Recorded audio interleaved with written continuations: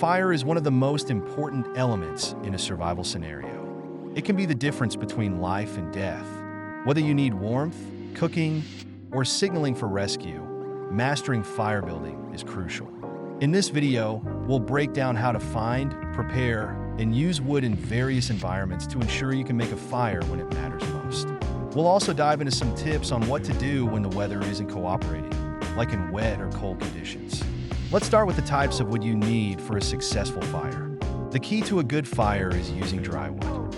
Moisture is your worst enemy, so always look for dead, fallen branches, or even standing dead trees if available. You can check by snapping a branch. If it snaps cleanly, it's dry enough. If it bends, it's too wet. You need 3 types of wood to build a fire. Tinder.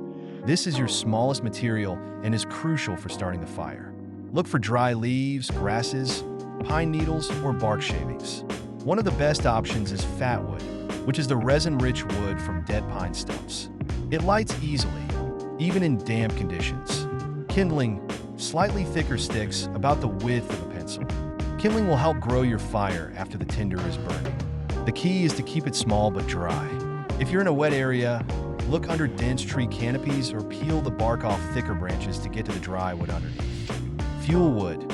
These are the larger logs that keep your fire going long term. Once your fire is established, you can begin to feed it these larger pieces. Hardwoods like oak and hickory burn slower and hotter, so they're great for longer lasting fires. However, in a pinch, use what's available, just make sure it's dry. Now, onto the structure of the fire. The teepee method is one of the most effective ways to start a fire. Begin by placing your tinder at the center, then arrange your kindling around it in a cone or teepee shape. This allows air to flow through the structure, helping it catch and burn evenly. Light the tinder and let it start to burn before carefully adding your larger fuel logs.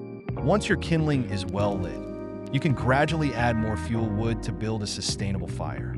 In difficult weather conditions, such as rain or snow, you'll need to adapt.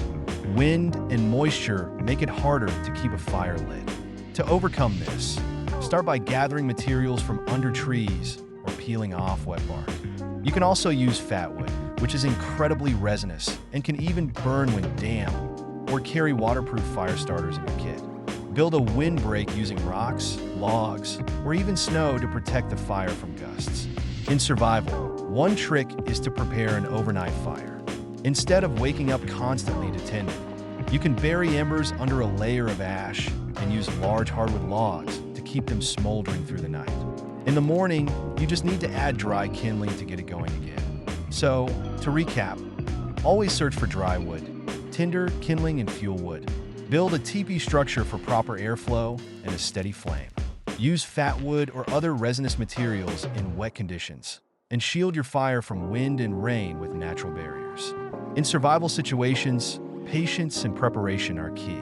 The more you practice, the better your chances of getting that life-saving fire going when you need it most.